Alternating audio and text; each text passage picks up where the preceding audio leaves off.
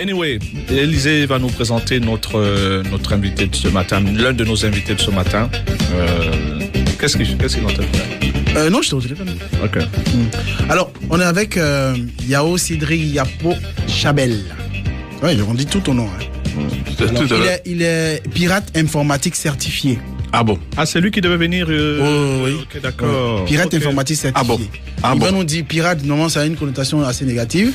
Ouais. Donc, lui, il va nous dire pirate tu es un hacker? certifié. C'est ça, hacker? Oui, c'est ça. Ah bon? Hacker. Oui. Ok, d'accord. Ah ouais? Oui. D'accord. C'est vous qui avez fait le gros bug ces temps-ci là sur les. Il y a plus de 100 pays qui ont été touchés par 150, plus de 150 pays. Non, depuis toujours. Hein. Depuis toujours, il y a, on parle des hackers. Oui. Depuis toujours, 150 pays qui ont été touchés. Malheureusement, parce que beaucoup de gens ne prennent pas au sérieux, on va dire, tout ce qui est attaque de piratage informatique et tout ce qui est conseil aussi qui est donné. Il y a même, vous savez, le pays qui a été le plus touché, c'est l'Angleterre. Et il y a même un journal anglais qui a fait un article où ils ont eu à expliquer qu'ils étaient venus il y a un an, non, on va dire en début d'année, pour me rencontrer ici en Côte d'Ivoire à cause d'une attaque de piratage qu'il y avait eu à Londres. Et je leur avais dit de la Côte d'Ivoire. Oui, ça venait de la Côte d'Ivoire. Non. Et ils sont une attaque d'une banque à Londres. Donc ils sont venus, on avait eu à parler. J'avais eu à dire que ces choses-là pouvaient arriver à cause de certaines failles. Ils sont repartis, ils n'ont même pas écrit d'article. Et voici que maintenant qu'il y a eu le piratage, ils ont fait un article là-dessus. Donc les gens ne prennent pas au sérieux ce qu'on dit. Et c'est lorsqu'il y a des problèmes qu'on commence à penser aux pirates informatiques, parce qu'on sait que même si ce sont les pirates informatiques qui font les dégâts, ce sont les seuls à pouvoir corriger ces problèmes-là. Mais le jeune de, 18 ans ou bien 19 ans qui a regardé et qui a dit, oh, ça c'est un petit truc. Un anglais, un anglais. Oui, bien sûr. C'est pas qu'il a dit que c'est un petit truc. Il a dit simplement que dans le code, il y a... disons que ceux qui avaient écrit le code ont fait une petite erreur dans le code. C'est ce qui a permis de corriger le problème. Il a fait ça chap. Hein? Oui, rapidement. Il a 20 ans. Hein? Ouais, 20 ans, 18 ou 20 ans. Là. Mais j'espère qu'il a pris beaucoup d'argent. Hein? Non, il n'a pas pris d'argent. Il n'a pas pris d'argent. Ah ouais? Ouais. Vous savez, ceux qui font il faut faire la différence entre ceux qui font du hacking et ceux qui font de la cybercriminalité. Okay. Il y a une très grande différence. Tu rends service. Celui qui fait de la cybercriminalité, il commet des crimes informatiques. Okay. Généralement, il veut gagner de l'argent. Celui qui fait, on va dire généralement du hacking, il veut juste faire de la recherche. Il est heureux qu'on dise qu'il a fait des découvertes. C'est tout. Non mais attends, comment celui qui fait du mal va gagner de l'argent et celui qui fait du bien ne gagne rien? Normalement, on devrait lui donner quelque chose, non? On devrait lui donner quelque chose, mais je dis qu'il gagne quelque chose ou pas, ce n'est pas un réel problème pour lui. Mais attends, quand quelqu'un fait, il s'amuse à déstabiliser, par exemple, faire un bug d'un système informatique d'une banque. Oui. Il fait du mal. C'est un jeu pour lui. Il rigole avec en manipulant sa console et puis il touche une touche là et puis voilà, le système est détraqué. En fait, il fait du mal. On peut dire qu'il fait du mal. Il joue avec.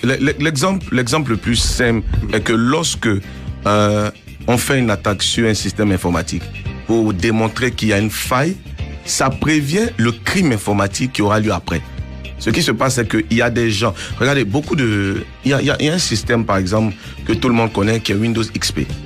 Beaucoup de gens connaissent Windows XP, beaucoup de gens ont utilisé Windows XP. Microsoft interdit d'utiliser Windows XP. Ça ne doit plus être utilisé. Pourquoi? Parce qu'il y a des failles de sécurité qui ne peuvent pas être corrigées dans Windows XP. D'accord. Alors, est-ce que vous savez qu'il y a des guichets automatiques en Côte d'Ivoire qui utilisent Windows XP? Ah bon? C'est-à-dire qu'il y a des banques qui ont des guichets automatiques. Donc le système est obsolète. Oui, le système est obsolète et ça met en danger leurs clients. Ah bon? Voilà. Donc ces personnes, donc c'est là que le hacker vient. Le hacker utilise tous les moyens. Oui. Dis-moi, la banque qui a la couleur verte et quelques étoiles. C'est ça? Non, pas forcément. Non, il allait quitter là-bas demain. Faut que j'enlève mon argent avec ça. Et ça met en danger les clients.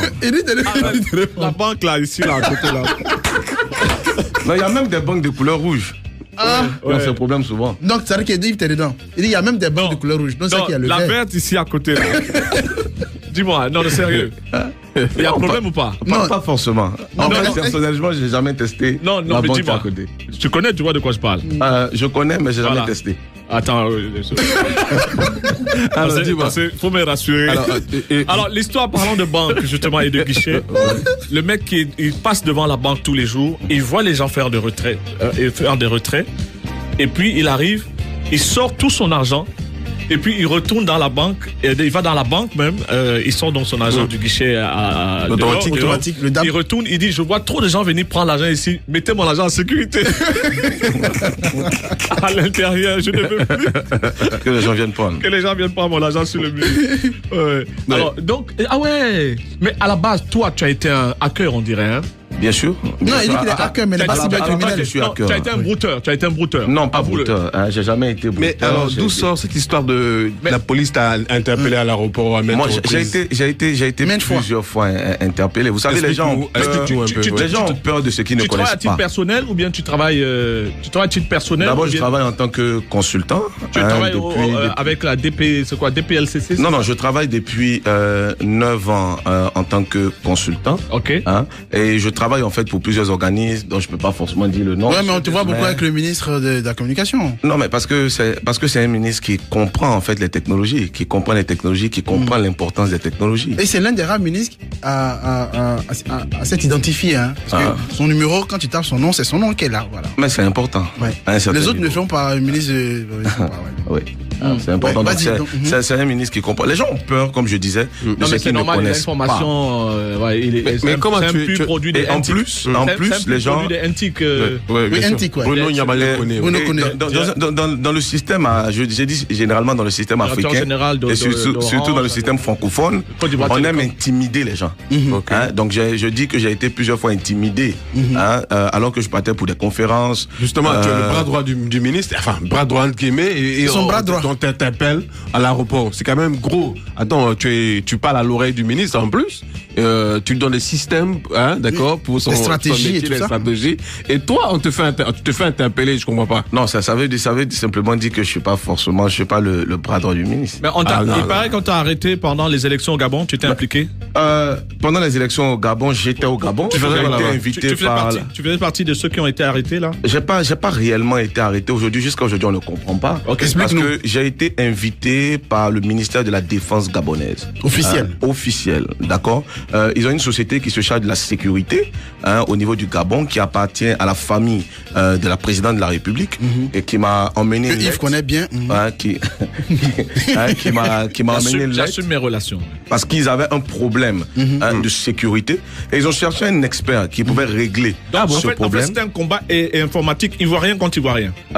Oui. Ouais, finalement. Oui. Donc ils avaient besoin d'un expert et quand ils ont cherché un expert, on leur a dit il y a un expert en Côte d'Ivoire qui peut régler le problème. C'est ainsi que j'ai été contacté. Donc c'est toi qui as coupé le net juste après la proclamation non pas la proclamation, après les votes, c'est ça? C'est moi qui ai expliqué comment on pouvait contrer les autres en face. Ou comment on pouvait contrer les autres. Mais ça a été vraiment une claque parce que ils s'attendaient pas à ça. Bien sûr. Donc c'est ainsi que j'ai été invité au Gabon, c'est ainsi qu'on est venu me chercher. Tu sais que tu l'as mis de Moses, tu revenais à des millions toi. Et donc quand je me suis rendu à l'aéroport, il a bien s'habillé. On m'a dit, chemise blanche, cravate, gilet. La veste est où? Dans la voiture. Dans la voiture. Oui. Attends, j'ai même pas vu les chaussures. Fais voir la chaussure. Et Yves, t'as vu la cravate? Non, c'est du grand tag. Rayure droite, rayure verte et rayure horizontale. Laissez-le expliquer son histoire. Non, on peut pas. Il a quelqu'un qui a l'argent comme ça. Attends. Mais tu es toujours sapé, hein? Oui, toujours. Il est marié, 2 copines, ça va. Non, pas de copines mariées. Fais voir les chaussures. Les chaussures. Fais voir les chaussures. Non, simple chaussures. Je vois pas. Lève-toi. Simple. Écarte tes pieds. Simple. Alors là. C'est ça qui est simple là? Je certifie. Ok. La pub, Yves. Je certifie. J'arrive à l'aéroport.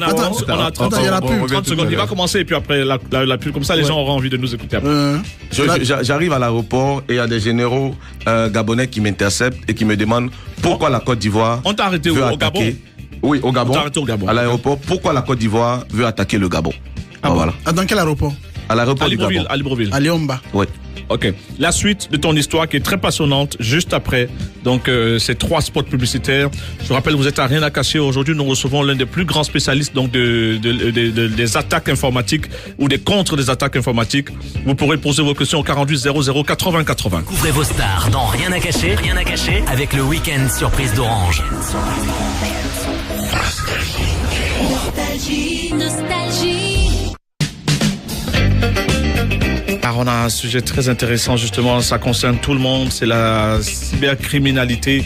Les brouteurs doivent être à l'écoute, même s'ils n'ont pas dormi, puisqu'ils étaient sûrement en train de travailler dans les boîtes de nuit. Ils vont écouter donc le maître, celui qui est contre, celui qui est... voilà, donc, mais alors, pourquoi l'État n'a pas voulu collaborer avec toi Non, comme je dis, je suis consultant, donc je travaille avec... Non, je parle surtout de la structure, avec... Dans le ministère de l'Intérieur. Avec Stéphane, par exemple, ouais. Est-ce que tu as travaillé avec eux? C'est plus Stéphane. Oui, c'est plus Stéphane. Mais j'ai de très bons rapports avec la police, etc. Parce que j'ai aussi un centre de formation. Ok. D'accord, centre de formation. Tu connais le colonel Kouyaté? Bien sûr. Ok. Bien sûr. Donc, salut, Youssouf, mon frère. Donc, j'ai un centre de formation de certification internationale, formation en tout ce qui est contre piratage informatique, pour tout ce qui est de l'Afrique subsaharienne francophone. Donc la bouteille peut même se aussi. Non, disons, on a eu des gens qui étaient à la base des... Tu enseignes l'antidote. D'accord. Oui. Mais pour connaître l'antidote, il faut connaître la date, la façon de parler. C'est ce qu'on a l'habitude de dire. On ne peut pas se protéger de ce qu'on ne connaît pas. Alors, j'ai un ami informaticien, disons, il est mon ami Stéphane qui est donc très très calé. Voilà, donc débat très instructif. De temps en temps, Stéphane envoie-nous des éléments pour qu'on puisse poser des questions. Ouais. Voilà. Stéphane, donc on parlait du Gabon.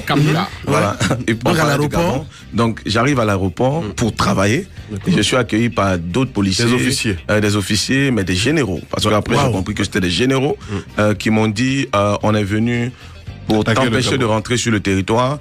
On veut savoir pourquoi la Côte d'Ivoire attaque le Gabon. Moi, je suis pas venu attaquer le Gabon. Je suis venu plutôt aider le Gabon. Donc ils me disent donc tu vas pas. On va te bloquer ici, tu ne vas pas rentrer au Gabon, tu vas souffrir ici, on va te torturer.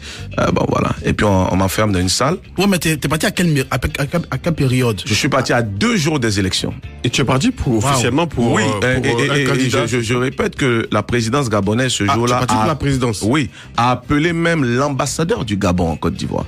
Donc l'ambassadeur du Gabon en Côte d'Ivoire était informé parce qu'à 2 jours il voulait pas donner de visa. Il est très gentil l'ambassadeur. C'est curieux. La présidence du gabonaise te fait venir. Bien sûr. Et les généraux gabonais te font arrêter à l'aéroport. Me bloquent à l'aéroport. Comprends pas ça. Il y a quelque chose qui passe. Non, il y a quelque chose qu'on comprend pas. Oui. Donc je suis bloqué à l'aéroport.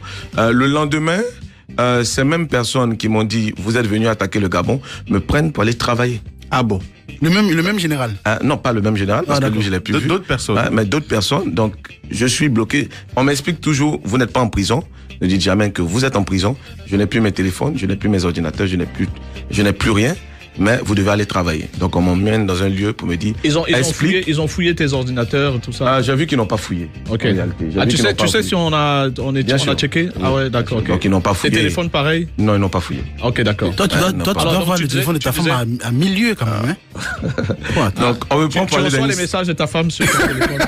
Les messages, les appels? Disons plutôt qu'elle reçoit mes messages. Arrête tes conneries.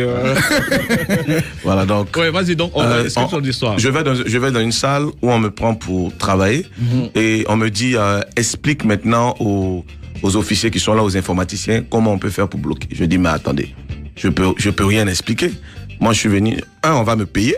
Ça, c'est la première chose. 2, moi, j'ai tous les papiers, j'ai tous les enregistrements des appels, etc., qui prouvent que c'est vous qui m'avez appelé. Oui. Donc, je n'ai aucun problème. D'accord. Déjà, ici, à Abidjan, ils vont savoir que je suis bloqué ici.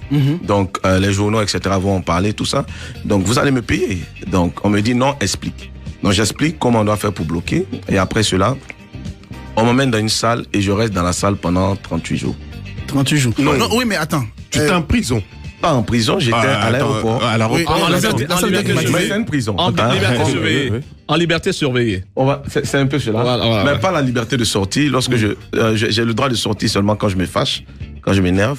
C'est là qu'on me permet de sortir. Mais tu mangeais quand même 3 fois par jour? Je mangeais bien. La salle était climatisée? Oui, climatisée. Je mangeais bien, j'avais tout ce que je voulais. La nourriture du restaurant de l'aéroport? La nourriture du restaurant de l'aéroport? Du restaurant de l'aéroport, mais pas le droit au téléphone, pas le droit. Et il y a eu tout un mouvement ici au niveau de la Côte d'Ivoire, et ça, il faut saluer tous les internautes qui ont vite appris. On va dire c'est là qu'on a vu que les internautes ivoiriens sont des super enquêteurs, parce qu'ils ont eu les documents. Je sais pas comment les gens ont eu les documents. C'est sur Twitter. Ont publié les documents, ont publié les informations. Certains ont publié même les appels qu'il y a eu. Et c'est ainsi que la présidence ivoirienne s'est saisie du dossier pour commencer à appeler le Gabon pour dire on a un spécialiste, un expert qui est chez vous. On a besoin de savoir pourquoi il est bloqué. Et il faut savoir que pendant les 38 jours, le Gabon a nié. 38 heures. 38 jours. Ah, il est 38 jours, t'as pas 38 jours. Il restait 2 jours pour faire 40 jours, peut-être. Pour les carèmes, Wow. Donc, 38 jours. Pendant les 38 jours, le Gabon a nié, a dit que je n'étais pas au Gabon. Ok. Ah bon? Voilà, oui. Donc, on pourrait je n'étais pas au Gabon. Voilà. Il y a eu plusieurs émissaires de la Côte d'Ivoire. Est-ce que tu as eu peur pour ta vie? Beaucoup. La nourriture, ce qui a fait que j'ai beaucoup écrit. J'écrivais chaque journée. Je donnais des documents à tous ceux qui rentraient, qui emmenaient cela à Abidjan. Donc j'écrivais chaque journée. Tu avais accès quand même aux voyageurs qui... Oui, aux voyageurs. Mais après, lorsqu'ils ont compris que j'écrivais des documents, parce qu'il y a des journaux qui ont repris certaines journées, donc on ne faisait plus d'entrée de voyageurs dans ma salle. J'avais peur parce qu'il y avait toute une histoire de pirates informatiques qui sont ivoiriens, qui sont au Gabon, etc. Voilà. Mais quand moi je me plaignais, on me disait, est-ce que tu es sur la liste? Non. Tu vas dire, j'ai même pris un avocat gabonais qui n'a pas eu accès à ma salle. On lui a dit, je ne suis pas à l'aéroport. Des gens même de la famille présidentielle sont venus me voir à l'aéroport. On leur a dit, il n'y a pas de Incho Yao à l'aéroport. Il n'y a pas de Incho Yao qui est descendu au Gabon. Le général Mangou est venu à l'aéroport. On lui a dit, il n'y a pas de Incho Yao à l'aéroport. Jusqu'à ce que l'un des gens avec qui j'étais est tombé malade. Très malade, et qu'on a été obligé. Il ne voulait même pas le faire sortir de l'aéroport. C'est comme si on ne voulait pas qu'on sache qu'il y avait des Ivoiriens qui étaient venus aider le Gabon, puisqu'on accusait déjà la Côte d'Ivoire d'être en train de pirater le fausse accusation Gabon. Alors. Voilà, donc on était dans ce problème jusqu'à ce que... Et tu as commencé à croire en Dieu? Non, je crois toujours en Dieu. Non, mais là, les 38 jours là, c'était vraiment Dieu à fond. En plus. Ouais, quand même. Tu as apparemment, tu as une autre vie où tu es homme de Dieu, c'est ça? Oui, c'est cela. Tu es évangéliste? Oui. Okay. Tu as une église? Oui. Ok, d'accord. C'est dans la famille d'abord. Ok, d'accord. Voilà. Donc pendant 38 jours... C'est toi qu'on voit sur des affiches des fois en ville? Bien sûr. Ok. Il passe souvent à la télé, non? Oui, non, à la télé, ça c'est purement dans le... C'est sa maison là-bas. Dans le domaine technologique. Voilà, dans le domaine, parce qu'il faut faire la part des choses. Voilà, alors, 38e jour, là, on s'énerve réellement. On commence à faire du bruit à l'aéroport. On dit on ne rentre plus. Tu étais avec quelqu'un? Tu étais avec une équipe? Oui, j'étais avec quelqu'un, c'est-à-dire celui qui a eu l'entreprise en fait qui m'a envoyé, parce que c'était pas mon entreprise. Moi, j'ai été juste pris comme consultant. Donc le responsable de l'équipe. Donc on a fait vraiment du bruit. Je vais dire du matin jusqu'au soir. Et ce jour-là, le chef de l'aéroport est venu nous rencontrer pour nous dire, OK, attendez, vous allez partir quand ça sera OK. On a dit non, nous on veut rentrer. On était même déjà sortis, on a dit on ne rentrait plus dans nos chambres. Et c'est là que bizarrement on a appris, OK, il n'y a pas de problème, vous allez rentrer. Et c'est là qu'on a compris que si on avait fait du bruit plus tôt, peut-être qu'on serait sortis plus tôt. Oui, mais pendant ce temps, tu savais que dans l'autre camp, on avait arrêté un autre Ivoirien. Bien sûr, j'avais entendu cela. Oui. Et en fait, moi j'avais peur. Tu le connais, l'Ivoirien? Pas du tout. Pas. Tu as découvert, Pas du tout. Je suis même pas sûr qu'il est pirate informatique. C'est un gars fort? Non, c'est ce que je dis, je suis même pas sûr qu'il est pirate informatique. Donc on a vendu du vent, quoi? Je crois qu'on a vendu du vent. Ils ont dû prendre quelqu'un d'autre. Non, parce que en fait, lorsqu'on dit qu'on a attrapé quelqu'un en train de saisir des données, c'est comme du secrétariat, c'est pas un pirate informatique. Saisir des données pour calculer, c'est comme calculer les notes d'une classe. C'est pas du piratage informatique. Et il y a problème, et il y a piratage informatique au niveau où ces notes-là peut-être, ou bien ces informations, ces résultats seraient diffusés sur Internet. Et c'est là qu'on est parti pour intervenir afin que ces choses-là, qui n'étaient pas consolidées, ne soient pas diffusées. Ok. Voilà. Parce que ce qui doit être diffusé, empêcher que ce soit diffusé, doit être ce qui émane en fait de la commission électorale. C'est ce travail qu'on a allé faire. Selon toi, est-ce que les résultats qu'on nous a donnés sont conformes à la réalité? Ça, je peux pas savoir. Il n'a même pas eu accès. Oui, je peux pas savoir. Secret défense. Non, dis qu'on t'a dit de ne pas parler. Dis-nous gentiment qu'on t'a dit de ne pas parler. Et que tu n'as pas envie de risquer ta peau. Non, moi je parle de secret de pirate depuis 2008 à la télé. Donc je crois que la peur, je n'ai plus ça. Oui, mais est-ce que ce qu'on nous a dit là, est-ce que c'est vrai? Comme je dis, je n'ai pas été dans le secret des dieux, je n'ai même pas... Non, en fait, le travail pour lequel tu es parti, tu l'as pas fait. Je suis parti pour empêcher que des gens se lèvent et proclament des résultats sur Internet, sans que ce soit la commission électorale. Ce travail a été fait. Mais pourquoi ici tu n'as pas fait ça? Parce que ici, je n'ai pas été contacté pour ça. Mais tu pourrais le faire. Bien sûr. Oui, mais puisque depuis 2008, tu le fais. Oui. Et puis tu as des entrées au ministère de l'Intérieur et au ministère de la Communication. Oui. On t'a pas il fallait leur proposer cela. Non, vous savez, le domaine dans lequel on est, c'est un domaine où, d'abord, on parle de secret, on parle beaucoup de secret, etc. Ce n'est pas tout ce qu'on dit, tout ce qu'on fait qu'on peut dire. Mais en même temps, généralement, moi, j'ai une posture où, si on ne me contacte pas, je propose pas. Mais il y a eu plusieurs revendications concernant le système électronique qui a permis des élections plus ou moins transparentes. Je parle de la Côte d'Ivoire. Oui. J'ai un ami justement que tu dois connaître qui fait en même temps de la photographie, des choses comme ça. Bon, tu vois de qui je parle. Oui. Qui revendique avoir donné le logiciel qui a permis justement la transparence des élections et qui ont permis au président Ouattara de gagner. D'accord. Est-ce que c'est vrai? Ça, comme je dis, je sais pas réellement. Mais dis-moi, est-ce que tu penses qu'avec les logiciels que vous créez, et Stéphane également, aussi, en Côte d'Ivoire, il y a au moins 18 millions de votants. Est-ce qu'on peut faire une élection aujourd'hui et puis à partir de 8h jusqu'à 18h et puis comme en France? Comme en France, et puis bien sûr, c'est le système informatique qui est utilisé. Oui. Bien sûr. Mais comment ça se fait qu'en France, où ils sont plus nombreux, 50 millions. Le soir, on sache qui a gagné à 18, à 20h, on proclame le gagnant. Ce que j'ai entendu, c'est que il faut 2, 3, 4 jours, 5 jours. Ce que j'ai entendu, c'est que chaque commission électorale dans ces pays-là, on va dire, est indépendante. Donc on n'a pas besoin de venir consolider tous les résultats au niveau, par exemple, de Cocody. Vous comprenez? Donc, si chaque commission électorale peut automatiquement publier ses résultats, ça va un peu plus rapidement. Pourquoi on ne le fait pas ici? Je ne sais pas. Ils sont même en mi-journée. Oui, on publie au fur et à mesure.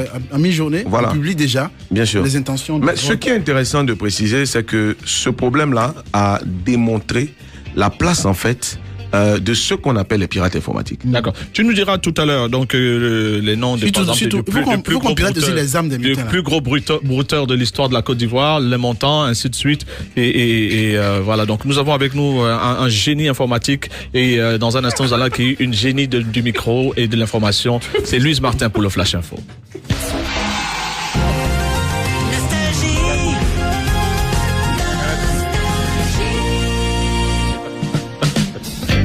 Alors, vous allez nous dire maintenant pourquoi vous rigolez tous les deux. C'est juste avant le flash. Il a sorti mais attends, je sais pas, c'est une boule, je sais pas quoi. Il dit, pourquoi est-ce qu'on n'arrive pas à détourner les armes à pirater les armes des butins? Ah, ok, d'accord. On fait les armes numériques. Et si ça ne sort pas? Les armes numériques. Il faut qu'on fasse ça, Il faut conseiller. Alors, il faut justement concevoir des calaches numériques. Calaches numériques. Attendez, en attendant que ça sorte en 2048, vous serez devenu poussière. Alors, j'ai un message de Fabrice Koné. J'ai demandé aux auditeurs, pour tous ceux qui ont des soucis, des questions concernant justement le piratage, le broutage, ainsi de suite, le verrouillage et toutes les questions concernant d'envoyer un message au 48 00 80 80, SMS 48 00 80 80. J'espère que ce numéro marche encore et qu'Élisée l'a pas vendu dans ces moments de galère. Voilà, il est là. Ok, c'est le même téléphone. Bon. Ok, d'accord. 48 00 80 80 parce que nous recevons quelqu'un de très important aujourd'hui qui va bien sûr nous ouvrir les yeux concernant tout ce qui est système informatique, sécurisation et voilà, donc il est avec nous. Il nous a donné une grosse information tout à l'heure. Attention, certaines banques ont des défaillances au niveau de leur système de sécurité. Et le savent. Ah bon? Savent. Oh. Voilà. C'est ça le problème, c'est qu'elles le savent. Alors, mais Yves, tu sais, une fois il a dit, que quelqu'un peut être à la maison et puis vider le compte d'une banque. Mais c'est possible, ça se fait. Mais comment il prend l'espèce après? Mais c'est là la différence entre hacking et cybercriminalité. Hein, je peux faire un piratage dans une banque.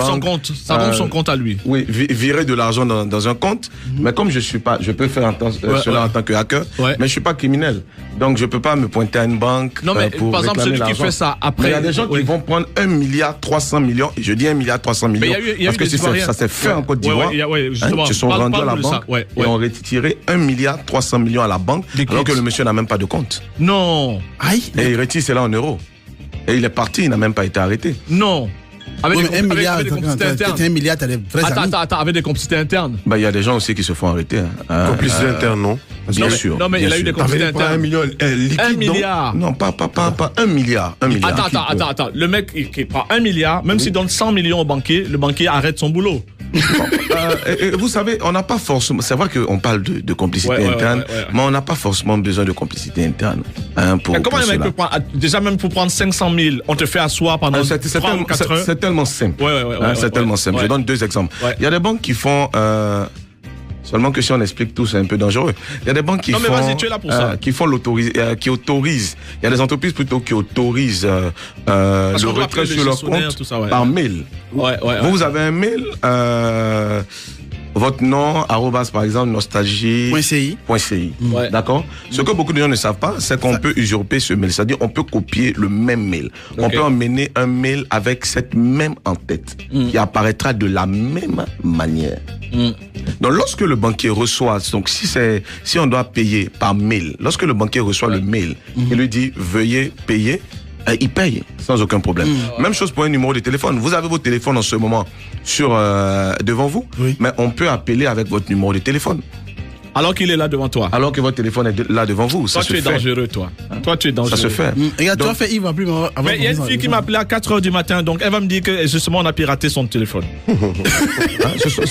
Ce sont des choses. Non, mais attends, mais quand tu me dis peut-être Yves peut ordonner à sa banque de payer à Kabirou. Quand Yves envoie un mail, ça met Mbela et Bibende Yves. Oui, ça va sortir de la même manière, strictement de la même manière. Alors, parlons du Gabon, en attendant d'avoir le maximum de questions. Déjà, il y a des questions. Je veux savoir quels sont les risques liés à l'utilisation de Windows 7. Attends, avant ça, il y avait une question qui est arrivée avant, parce que ça tombe aussi sur mon téléphone. C'est Fabrice Koné qui a vécu au Gabon et qui dit qu'après, après l'histoire des Ivoiriens qui sont allés apporter leur connaissance et leur savoir-faire côté informatique, beaucoup d'Ivoiriens ont subi des désastres. Bien sûr. Et moi, j'ai vécu cela. J'ai vu ce qui se passait pendant les 38 jours où j'étais là. J'ai vu. Ils ont subi des sévices. D'abord des Ivoiriens qui n'arrivaient pas à rentrer dans le pays. Parce qu'ils. Oui, c'était vraiment difficile. C'était vraiment difficile. Parce qu'il y a une histoire qui a été racontée. Les gens n'ont pas compris qu'il y avait aussi des Ivoiriens qui sont allés aider le Gabon. Et c'est cette image-là qu'il faut restituer. Les Ivoiriens, ce ne sont pas des gens qui ont la connaissance pour détruire. Il y a parmi eux des gens qui aident. Et ça, il faut le dire. C'est très important.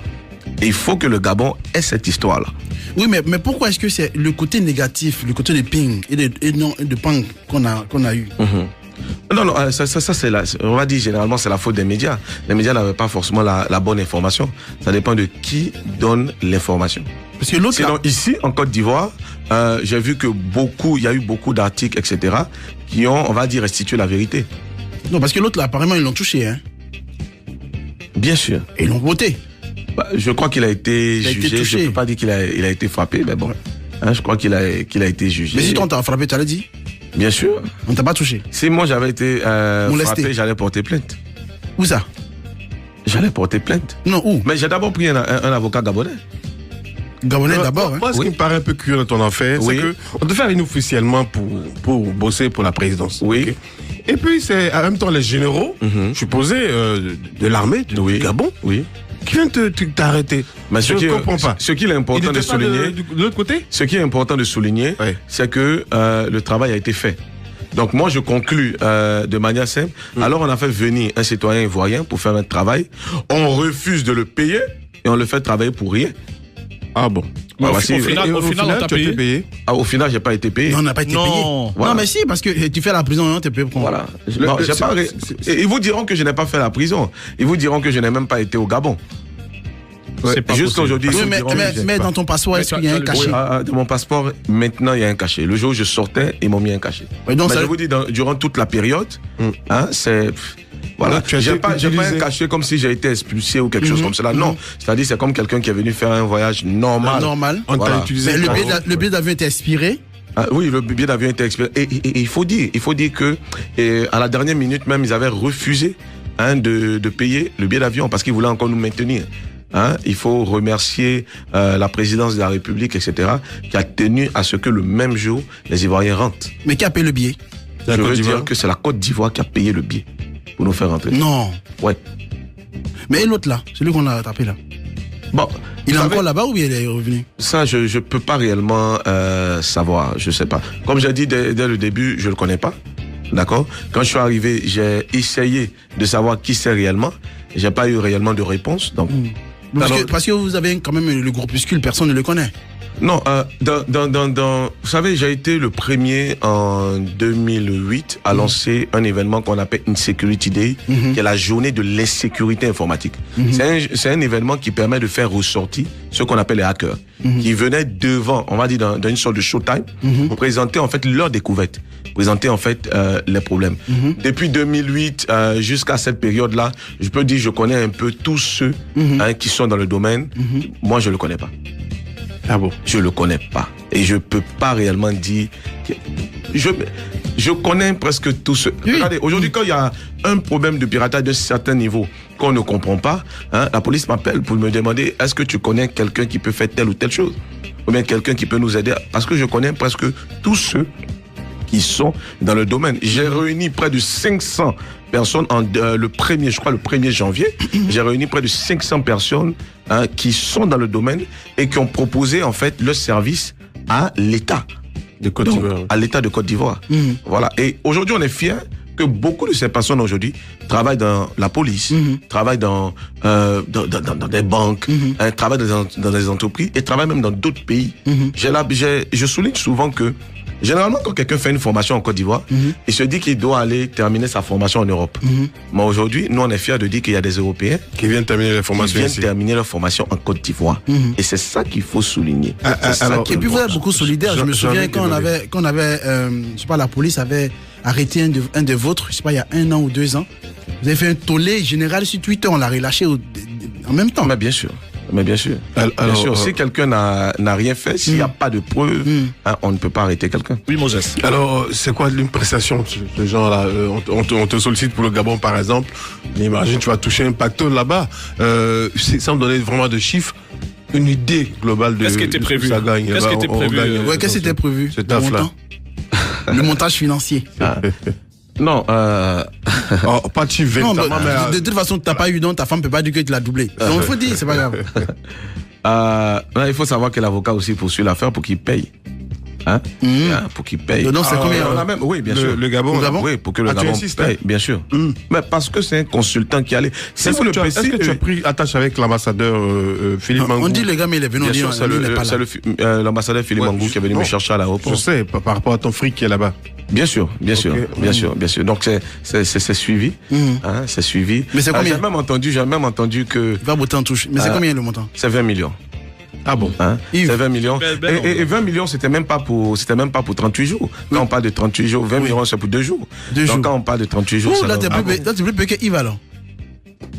Ouais, parce que là, ton entretien pour ta fait, tu as fait une journée, c'est ça, non? C'était une journée. Arrête de le fatiguer. Tu as travaillé une journée, juste une journée. Non, est-ce que tu as travaillé une journée? Pour expliquer tout le projet. Bien sûr, c'est une journée.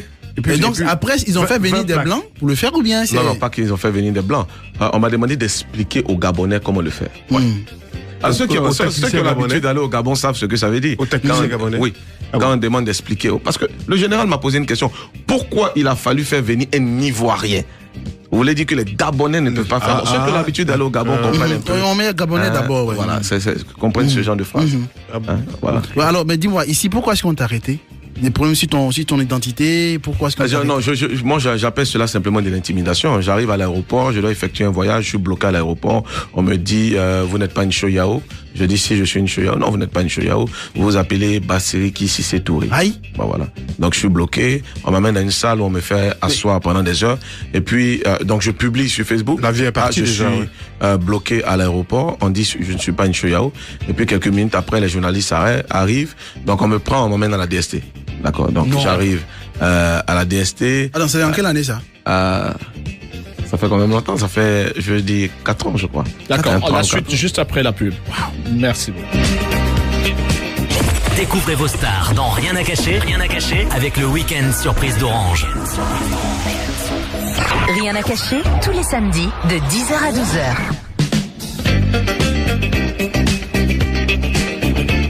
J'espère qu'Élisée a récolté le maximum de bonnes questions sur le net. Il va continuer son histoire, l'histoire de son arrestation en Côte d'Ivoire. Oui. Donc je vais, on m'emmène donc à la DST. Donc je suis obligé d'attendre des heures. Après on me soumet à un quand tu es à la DST, quand tu penses que ceux qui sont passés là-bas ont souvent, c'est justement la réputation est terrible. Oui, vas-y donc. Donc on me pose, je suis la DST c'est où même? Parce qu'il faut dire, il y en a qui connaissent pas la DST. Non, c'est la direction de surveillance du territoire. C'est où? En ce moment, c'était au niveau de Cocody. L'école de police, ils ont rasé là. Oui. Donc mieux reprendre. Oui. Donc je suis assis là-bas pendant des heures. On m'interroge, surtout sur ma vie. On veut savoir où j'ai fait le CP1. Je dois prouver que j'ai fait le CP1, que je suis ivoirien. Aïe. Je dois faire sortir. À la limite, je dois faire sortir mes bulletins, mais il faut que je prouve que c'est. Même tes devoirs de classe aussi. Non, sérieusement, ça peut faire rire, mais oui, il faut que je prouve que j'ai fait le CP1 dans telle école, il faut que je dise le nom de mes amis, il faut que je donne des numéros de téléphone, il faut que je prouve que c'est moi, Inshoyao, jusqu'à ce qu'arrive une autorité en fait, qui arrive et qui me rencontre, qui m'appelle, mais qui me dit, mais Insho, tu fais quoi ici? J'ai dit, moi je sais même plus à cette heure-là si je suis vraiment Inshoyao. Je sais plus, je suis pas sûr. Tellement t'as cuisiné. Oui, je suis pas sûr. Et donc il commence à rire. Et c'est après que je vais maintenant rencontrer le chef de la DST, le commissaire. Je crois qu'il m'avait déjà vu, il m'écoute et puis il me dit, attends, ça c'est une histoire. Donc rentre à la maison. Donc je rentre, mais il faut savoir que je n'ai pas reçu mon passeport. Il fallait porter plainte aussi. Je n'ai pas reçu mon passeport. J'ai reçu mon passeport, on va dire 2 ans après. Non. Ouais. Donc pendant 2 ans, je peux pas voyager, je suis bloqué, etc. Mais tu peux refaire le passeport. Jusqu'à ce qu'un jour je me lève et que j'aille demander mon passeport, on me dit mais c'est perdu, quelque chose. Et puis bon, que je décide de faire un nouveau passeport pour commencer à voyager. C'est un passeport biométrique, non? Oui, biométrique en plus. Mais est-ce qu'eux ils pourraient pas voir dedans parce que pour faire le passeport. C'est là que je parle simplement d'intimidation. C'est là que. Ouais, mais tu penses qu'il y a derrière? Non, je pense. Je sais pas, je sais pas. Je sais pas. Comme je dis, depuis 2008, je parle de sécurité informatique, je parle de technologie. J'ai fait éviter beaucoup de choses qui devaient se passer dans des entreprises, etc. Non, mais attends, tu comprends que on a pris juste des mesures pour savoir qui est ce monsieur qui croit tout savoir, enfin, qui croit tout savoir, qui connaît tout. Oui. On a beaucoup de choses. Il faut qu'on sache qui il est. Il peut être également un élément subversif, entre guillemets, parce que, attends, tu connais tous les secrets de tout ce qui est machine, électronique et tout ça.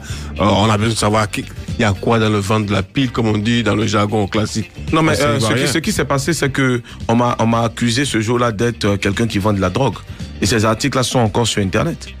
Quel est le plus gros coup de broutage en Côte d'Ivoire? Ça, j'ai pas travaillé sur toutes les affaires. Je sais pas, mais il y a des affaires. Il y a des affaires assez fameuses. Il y a quelqu'un qui a pris le gars d'un milliard. Oui. Non, 1 milliard, c'est pas une seule personne. C'est courant. Il y a quelqu'un qui s'appelle par exemple président Bongo. D'accord, président Bongo, qui a pris plus de 1 milliard dans une banque. Mais pourquoi c'est quelque chose de spécial? Parce que avant de faire son coup, il est venu dans mon centre de formation pour faire une sorte de recrutement.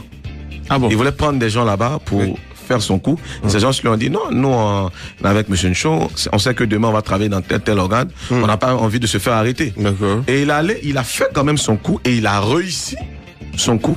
Il est allé au Maroc.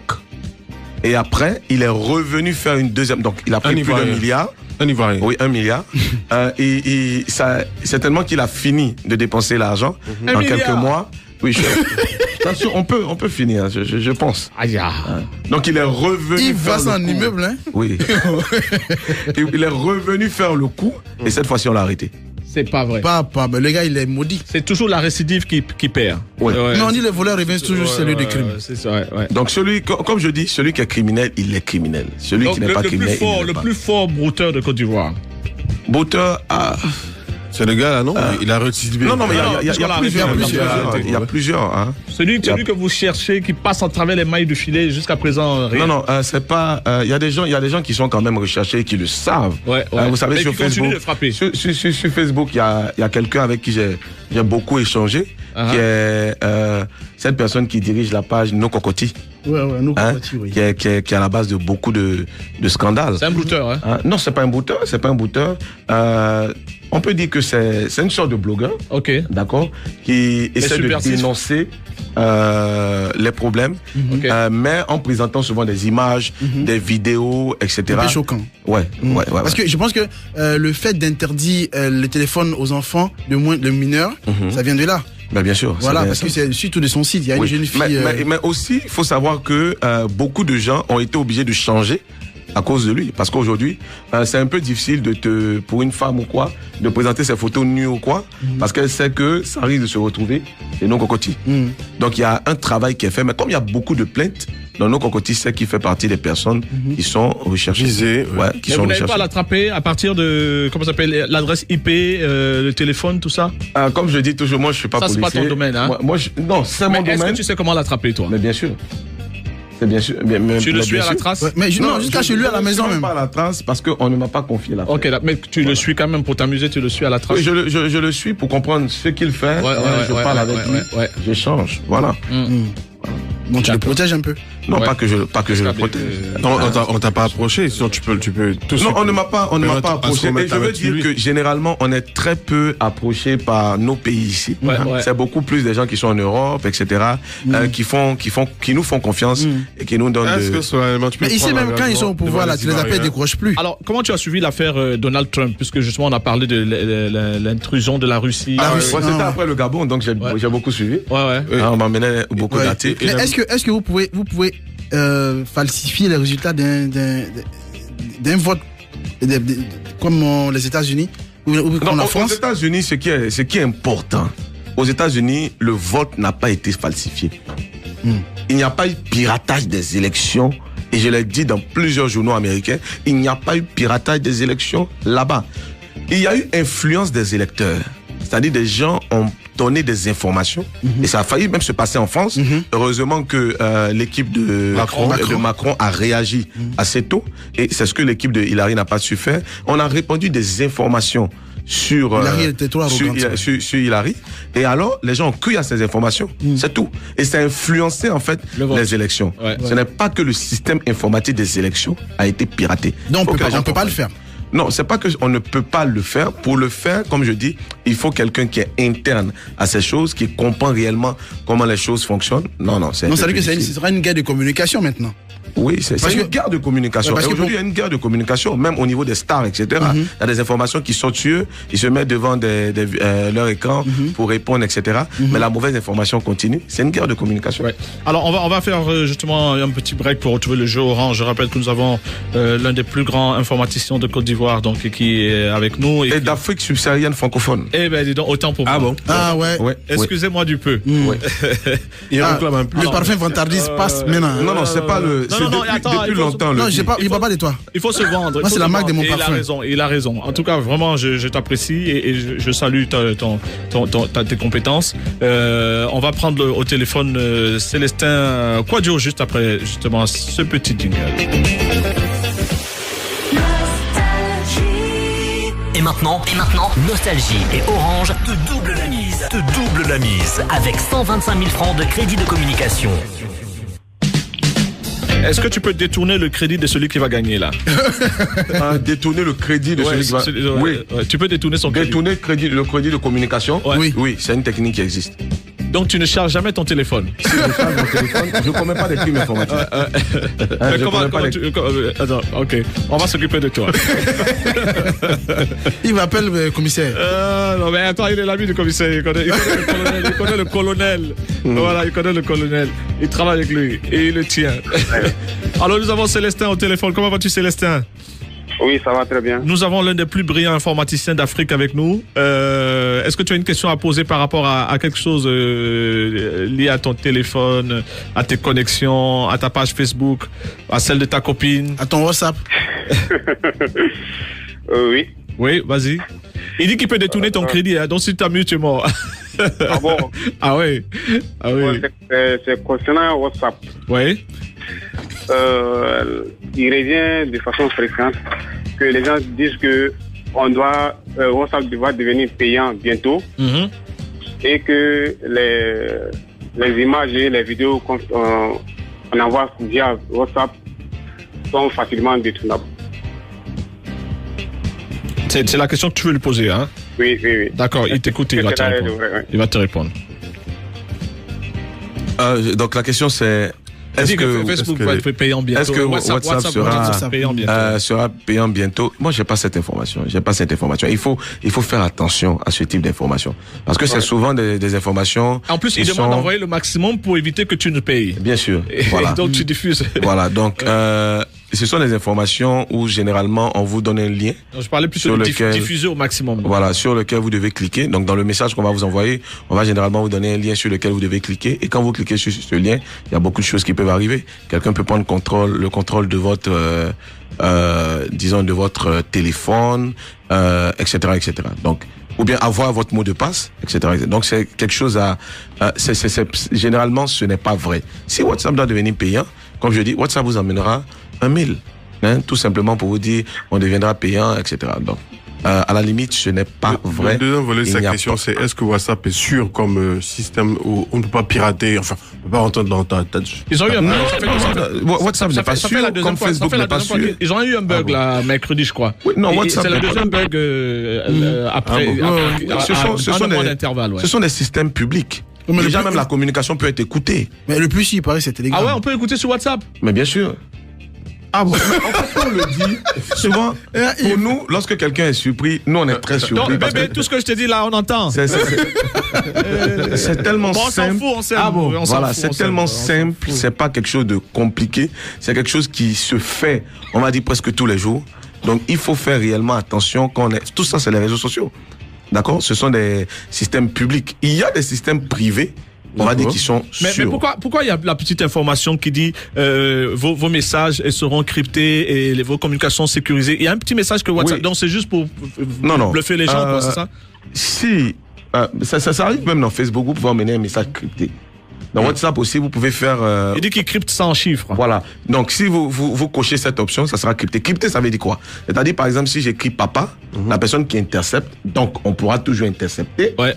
La personne qui intercepte, au lieu de voir papa, va voir par exemple 2, 4, 9, 8. Quelque chose comme cela. Okay. Donc, il va voir autre chose. Okay. Mais il y a aussi des outils qui permettent de décrypter. Ah bon? Donc, il faut toujours faire attention à ce que on écrit, aux informations qu'on donne, etc.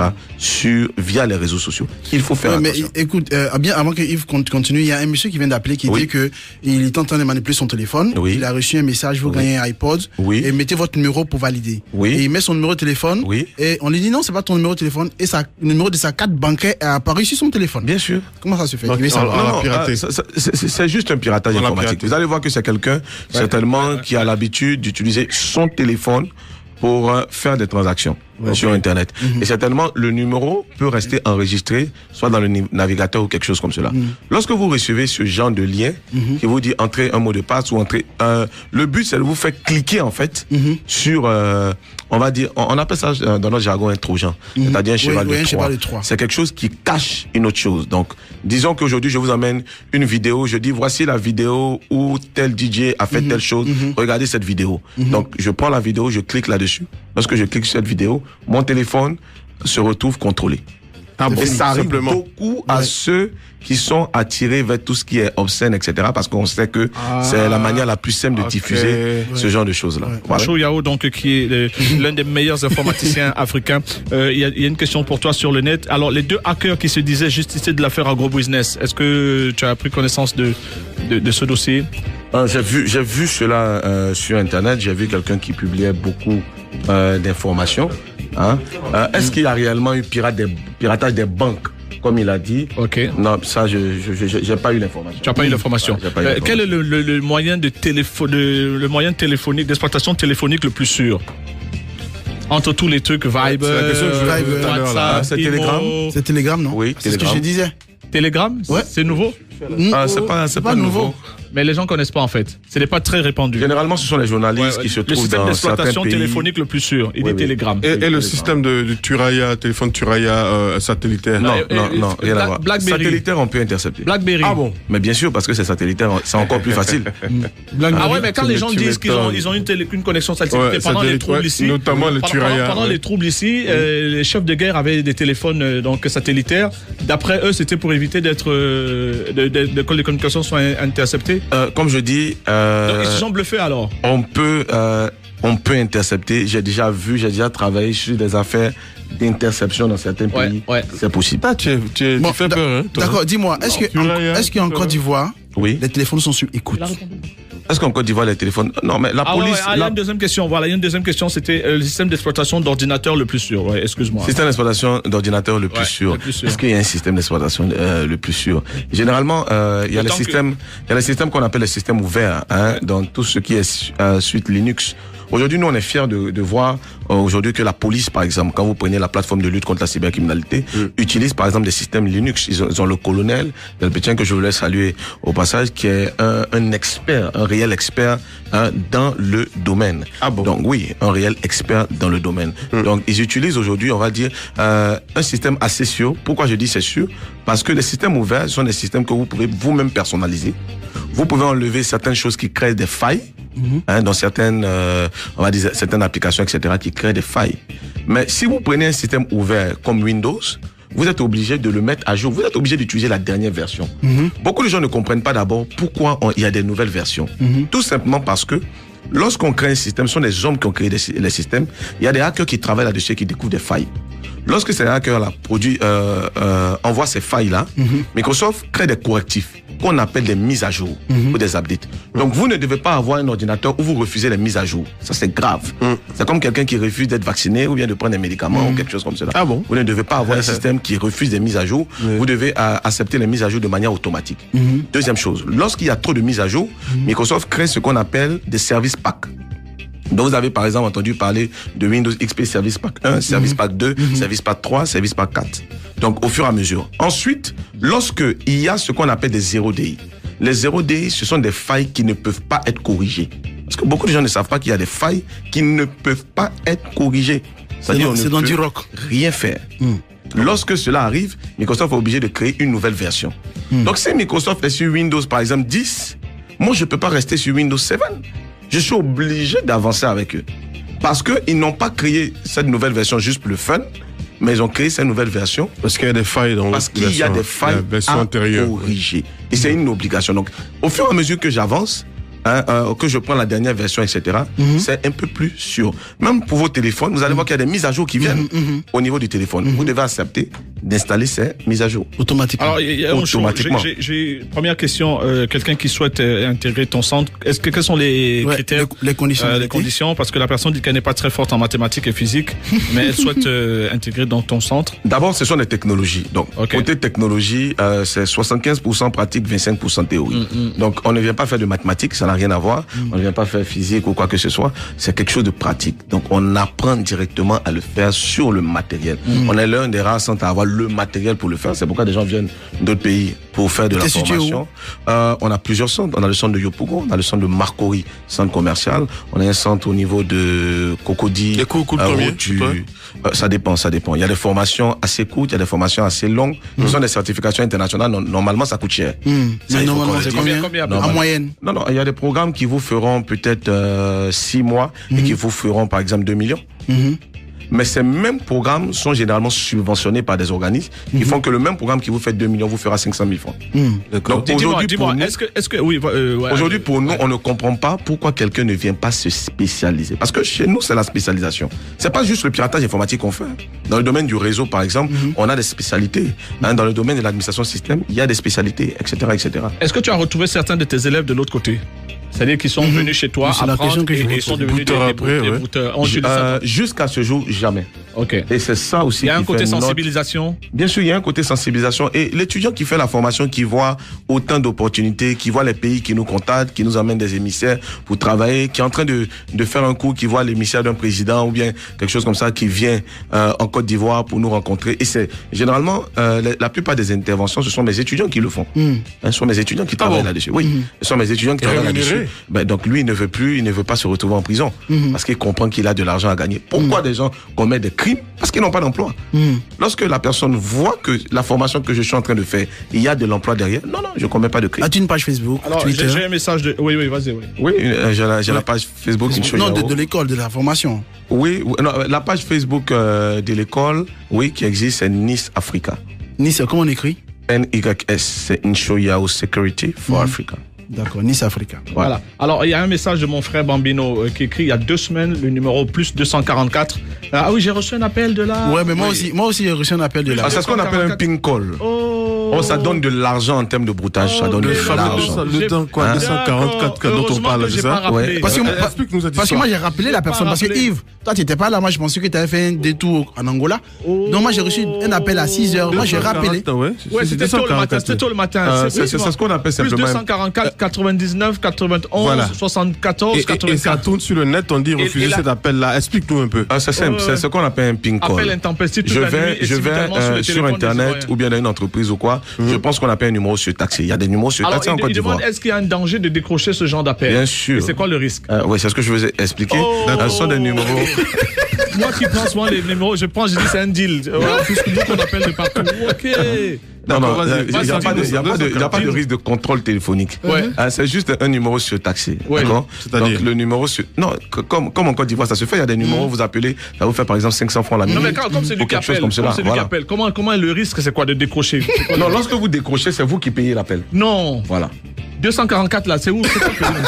C'est pas le Regarde, 244. C'est vous qui payez l'appel et souvent l'appel est surtaxé. Ça peut être un appel par exemple qui fait 500 francs la minute. Lui il se fait de l'argent, c'est ça? Oui, il se fait de l'argent. Il appelle les gens et il se fait de l'argent. Oui, mais le vrai problème c'est où il a eu la liste des gens qui ont été appelés.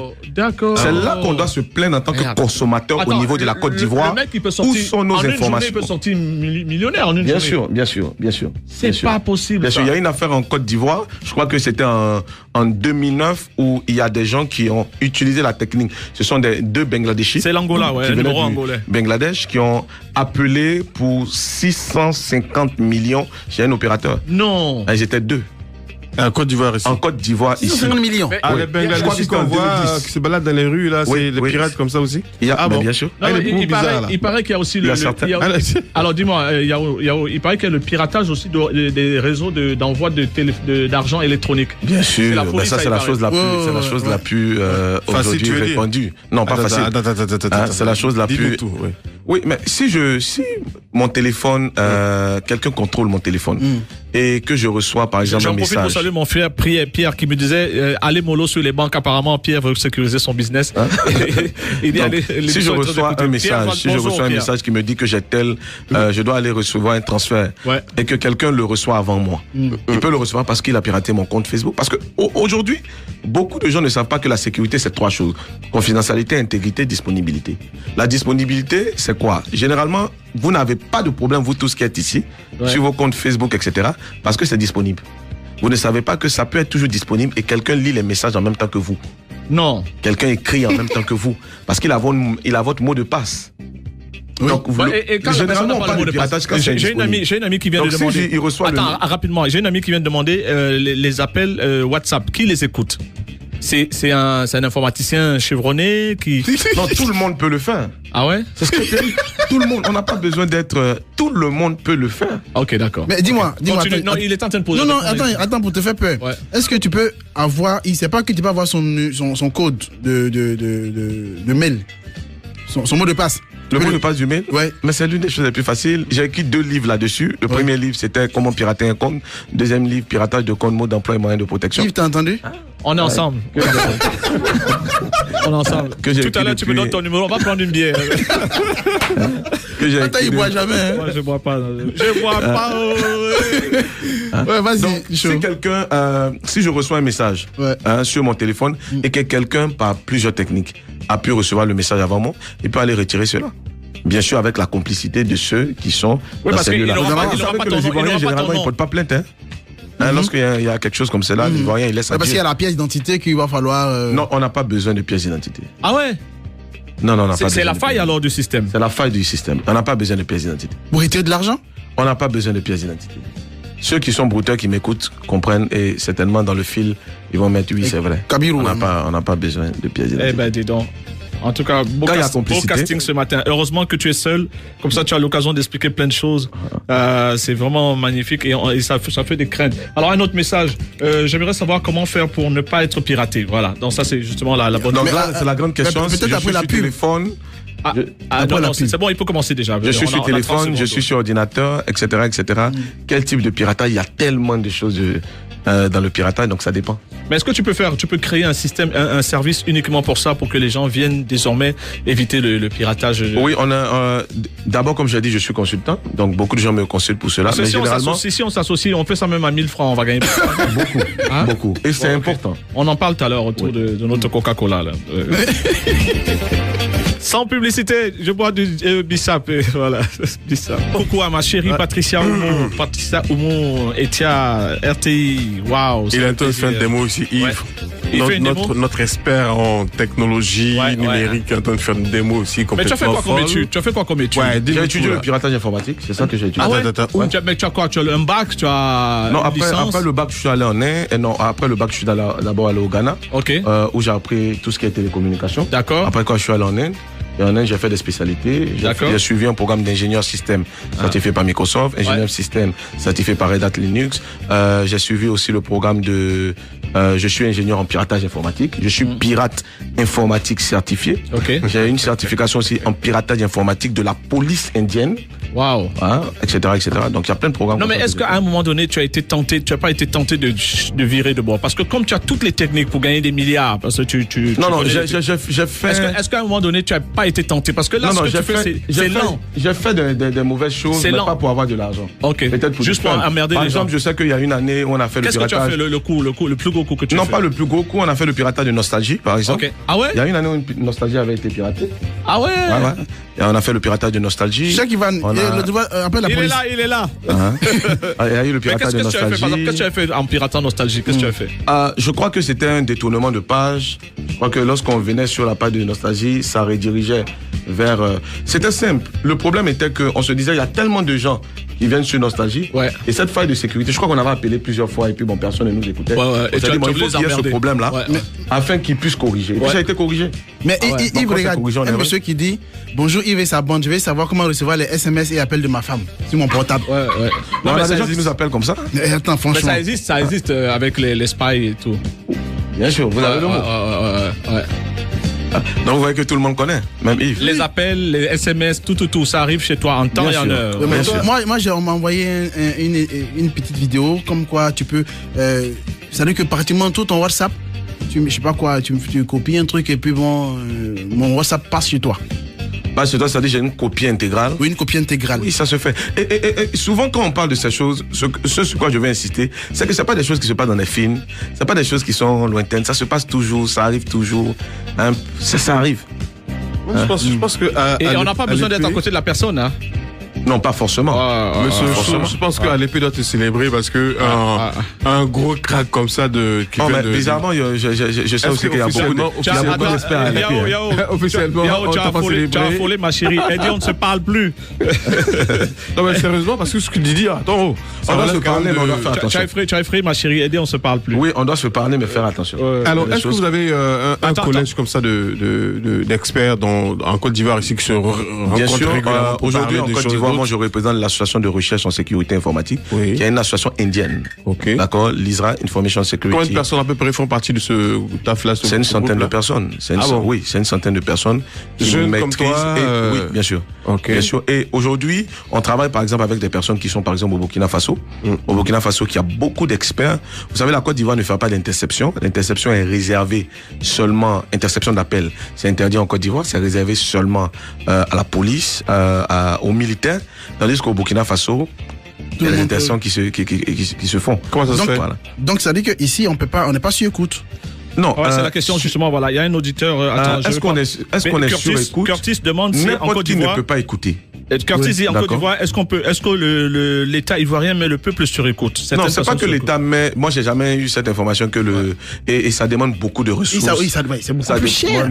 Oui. C'est cher. Mais il y a des personnes qui doivent être écoutées parce que ces personnes-là sont suivies, parce que ces personnes-là sont dans une affaire criminelle, parce que ces personnes-là sont dans une affaire terroriste. Il faut que la Côte d'Ivoire sache, par exemple, qu'il y a une unité spécialement pour la cybercriminalité. Il y a la direction de la surveillance du territoire, mais il y a une unité, il y a ce qu'on appelle les forces spéciales. Il y a aussi une unité qui est chargée du contre-terrorisme, qui est une nouvelle unité qui existe en Côte d'Ivoire. Donc la Côte d'Ivoire est en train de se doter de ces pouvoirs. Oh non, attends. Contre-terrorisme, ils manipulent les armes, mais est-ce que non, les technologies aussi. Ah bon? Mais bien sûr. Ah, donc les forces spéciales ont en leur sein? Non, pas les forces spéciales. Non, pas les forces spéciales. C'est une unité carrément à part. Ok, parce qu'on veut protéger la Côte d'Ivoire. Ok, voilà. D'accord. Donc, et en même temps, c'est un appel à tous ces jeunes qui maîtrisent les technologies. Regardez toutes ces unités qu'il y a. Regardez toutes ces entreprises qui sont en train de comprendre que la sécurité, c'est important. Il faut que ces gens-là comprennent que ça ne sert à rien de finir en prison. Je peux avoir ce talent, je peux me former, je peux avoir un diplôme d'argent et puis entrer en entreprise, gagner de l'argent. Mais est-ce qu'il t'est arrivé, tu as cité le cas de Nostalgie, de hacker une entreprise pour qu'elle vienne vers toi, qu'elle vienne vers toi et que tu leur offres justement, que tu travailles pour le système de sécurité et gagner ton argent. Tu as une autre manière. Si je le fais, je ne prends plus d'argent. Il y a un ou 2 mois, je l'ai fait pour les caméras de surveillance. Les gens ont trop de caméras de surveillance chez eux et ils pensent qu'ils sont les seuls à regarder les caméras alors que d'autres personnes regardent leurs caméras en même temps qu'eux. Ah ouais? Ah bon? Oui, et c'est grave parce que beaucoup de gens... Et les mecs qui niquent dans leur bureau avec les caméras. Oui, vous utilisez des caméras qui sont aujourd'hui connectées à Internet. Oui. Et on vous dit qu'avec votre téléphone, vous pouvez regarder vos caméras. Oui. Ce que les gens ne savent pas, c'est que si moi je peux regarder mes caméras avec mon téléphone, c'est Internet, donc tout le monde, c'est ce que nous on dit en tant que pirate informatique, tout le monde peut le faire. Donc on court voir le voleur, le voleur voit que tu Je suis allé dans une entreprise où pendant qu'il y avait un braquage, les caméras se sont éteintes. Après le braquage, les caméras se sont allumées. Ils ont brouillé le système. Non, ils n'ont pas brouillé, ils ont éteint. Parce que tu vois la même chose que le propriétaire de la caméra. Et ça se passe dans beaucoup de maisons, dans le voleur beaucoup de familles. maîtrise ce système-là et puis il vole. Il ne maîtrise pas. Est-ce que ça, à la base, c'est celui qui installe? Non. Vous voyez Google, qui vous permet de faire des recherches. Il y a aussi d'autres moteurs de recherche qui permettent de rechercher les caméras, qui permettent de rechercher les téléphones. Vous pouvez dire avec ce système-là, montre-moi tous les téléphones connectés en Côte d'Ivoire. Il fera sortir votre téléphone. Non. Ouais. Ah bon? Oui. Tu nous informes, hein? Ça existe. Je vous informe, mais beaucoup de gens le savent. Et le font, l'utilisent déjà. C'est ça le problème en fait. C'est pourquoi on doit parler, on ne doit pas se taire, parler de la sécurité pour créer en fait une sorte de sensibilisation afin que les gens corrigent. Il y a un truc que j'ai découvert sur Internet, sur le téléphone, une application qu'on peut télécharger pour suivre un avion du décollage jusqu'à son atterrissage. Oui, je me dis, est-ce que c'est pas dangereux pour la compagnie, par exemple, comme ce qui s'est passé pour la compagnie de Lockerbie, c'est quoi, en Libye? Lockerbie, ouais. Ça c'était à ton époque, ça. Ouais. Sinon, il y a eu des cas plus récents. L'avion de l'UTA a été. Bon, c'est des cas de ton époque. Ils ont tiré sur l'avion de l'UTA en Libye. Il y a eu l'avion qui est parti du Burkina. L'avion qui est parti du Burkina en Algérie. En Algérie, voilà. Ça, c'est des cas plus récents, Moses. Sérieux? Non. En Libye, l'UTA c'est ancien Moi Air je suis même pas né. UTA ça c'est avant Air Afrique même Moses. J'étais pas né Moses. Il a décollé de Brazzaville. Il a été, on a tiré sur l'avion dans le désert libyen là. Attends, il va dire l'année. C'était en quelle année? 1940 combien? 83, 84. Alors sérieux. Alors maintenant l'application permet de tracer l'avion qui décolle d'Abidjan. Et à la limite un peu, on te donne une simulation quand tu es dans l'avion. Dans l'avion, non, dans la cabine de pilotage. Et tu vois le sol jusqu'à l'atterrissage. Est-ce que c'est pas dangereux pour les compagnies de se faire tirer un missile sur dessus l'avion facilement? L'avion qui passe au nord du Mali, on sait que c'est le groupe pirate. Attends, il va parler maintenant. Nous, on dira que c'est dangereux. Les compagnies diront que ce n'est pas dangereux. Ça les arrange. Voici le problème. Les compagnies vous diront que ce n'est pas dangereux. Et c'est là que c'est les consommateurs qui doivent parler. Vous dites que ce n'est pas normal. On parlait tout à l'heure de ce numéro qui a appelé. Anormal, franchement. C'est ce numéro qui a appelé les gens. Heureusement que personne ne s'est plaint pour aller chez son opérateur pour dire comment ils ont eu mon numéro de téléphone. Personne ne s'est levé pour aller à l'ARTCI pour dire pourquoi, comment ils ont eu. Personne n'a cherché à porter plainte pour cela. Pour dire où sont. Il y a eu l'affaire de l'agro-business. Ouais. On a publié les résultats, on va dire les noms des gens, leur numéro de passeport, leurs informations personnelles se retrouvent sur Internet. Donc aujourd'hui, pour faire une fausse pièce d'identité, tu n'as plus besoin de réfléchir. Tu as son nom, tu sais où il est né, tu as le numéro de sa pièce d'identité, etc. Donc tu peux reproduire son passeport, tu peux reproduire sa pièce d'identité. Personne ne se plaint de ça. C'est ce que personne. C'est du piratage. Mais oui, c'est grave. Ce sont les informations privées. Est-ce que tu as peur pour ta sécurité? Parfois, tu réfléchis, tu dis je vais un peu fort, je calme un peu le jeu. Ou tu te dis que Dieu te protège, comme moi. Oui, je me dis vraiment que c'est quelque chose d'utile en fait. Je me dis c'est quelque chose d'utile. Il faut que les gens sachent. Ton église est où? Ton église est où? Parce qu'on va pas quand même te recevoir sans parler de ton église. L'église à Yopougon. Yopougon, c'est quoi le nom de? Mission Péniel. Mission Péniel. Péniel. Ok, d'accord. Qui existe depuis 2000. C'est toi le pasteur principal là-bas? Non, il y a des pasteurs. Péniel veut dire quoi? Péniel, en fait, c'est un lieu de combat. Dans la Bible, c'est un lieu de combat où Dieu s'est révélé à quelqu'un. Péniel. Ok, d'accord. Et puis, c'est très important d'en parler parce que les gens ne savent pas que vous voyez un homme qui réussit, il a aussi un côté très spirituel. Il y a des choses qu'il évite, il y a des choses qu'il ne fait pas. C'est aussi tout ça qui fait le succès d'un homme. Non, mais tu es tombé quand même de temps en temps, non? Belle gueule comme ça, qui s'habille bien, beau parleur. Je me suis marié tôt, je me suis marié à 20 ans, 21 Mais tu es tombé quand même un peu, dis-nous la vérité. Mais ta femme m'a pardonné. J'ai pas eu le temps parce que ma femme aussi, ma première femme est décédée très tôt, 2 ans après. Et puis après, je me suis marié. J'ai pas eu vraiment le temps. Le temps de trucs, oui. Tomber. D'accord, mais dis-moi, est-ce que les gens demandent aussi, est-ce qu'il y a une application qui permet de tracer son téléphone portable si éventuellement ça se perd? Mais bien sûr. Même si tu n'as pas sur. Il y a même un antivirus. C'est ce que la police utilise quand il y a justement des braquages et quand les braqueurs prennent le téléphone. C'est pas la même chose. C'est pas la même chose. La police utilise l'opérateur.